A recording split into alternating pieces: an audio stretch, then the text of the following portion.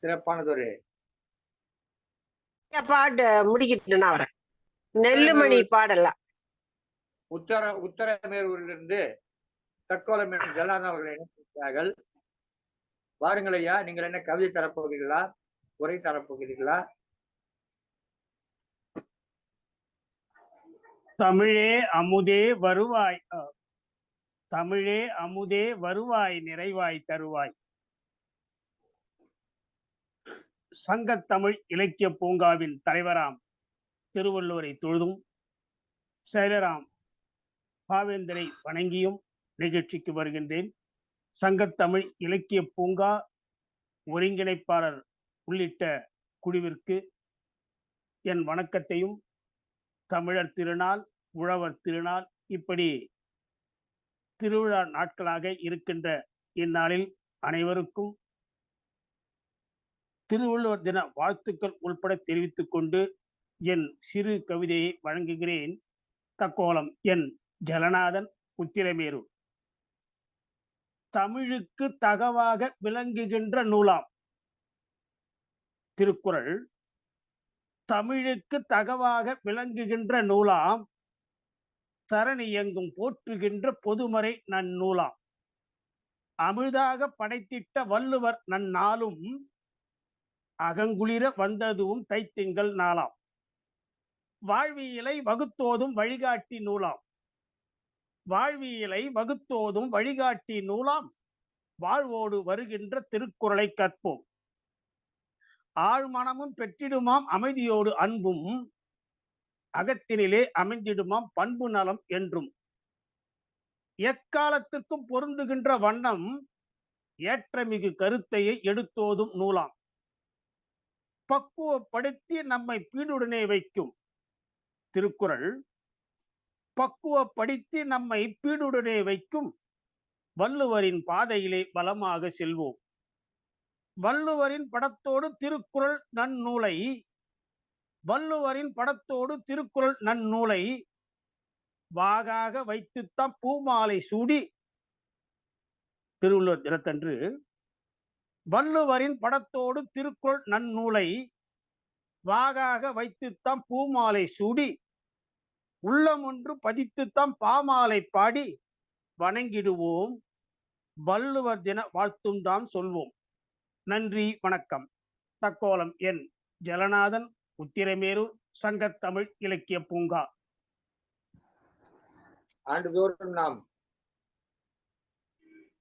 வள்ளுவர் படத்தை வைத்தும் திருக்குறளை வைத்தும் வணங்குவதை ஒரு செயலாக செய்து வருகிறோம். இதை ஒரு சில தமிழ் பற்றாளர்கள் என்னை கேலி கூட செய்திருக்கிறார்கள். திருவள்ளுவர் யாரா, அதுக்கு கற்பூரம் காட்டுறதுக்கு காட்டார். திருவள்ளுவர் பிள்ளையார், பிள்ளையார் கூட பிள்ளையார் இல்ல.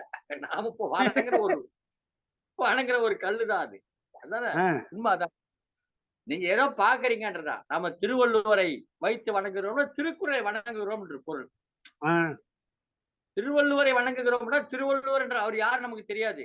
இப்ப கூட நம்ம வைத்திருக்கிற உருவம் கூட அது அவர் உருவமா என்று தெரியாது. ஒருவேளை அவர் என்னை போல கூட இருந்திருக்கலாம், என் ஜாடையில் கூட இருந்திருக்கலாம். நான் திருவள்ளுவருடைய வழி வந்தவன் தான். எனவே அவருடைய ஜாடை எனக்கு இருக்க வாய்ப்பு உண்டு. எனவே என் ஜாடை கூட அவருக்கு இருந்திருக்கலாம், அவர் ஜாடை எனக்கு இருக்கலாம். அதெல்லாம் முக்கியம். நாம் இங்கே திருக்குறளுக்கு ஒரு உருவம் கொடுக்கிறோம். ஒரு முதிர்ந்த ஞானத்தினுடைய உருவமாக அவருக்கு அந்த தாடியை வைத்து ஒரு உருவம் கொடுத்திருக்கிறோம். அவர் தாடி வைத்திருந்தாரா இல்லையா, குடுமி வைத்திருந்தாரா, தலையை மழுங்க வைத்திருந்தாரா? ஏன்னா அவரே சொல்றாரு, மழுத்தலும் நீட்டலும் வேண்டாம் அப்படின்றாரு.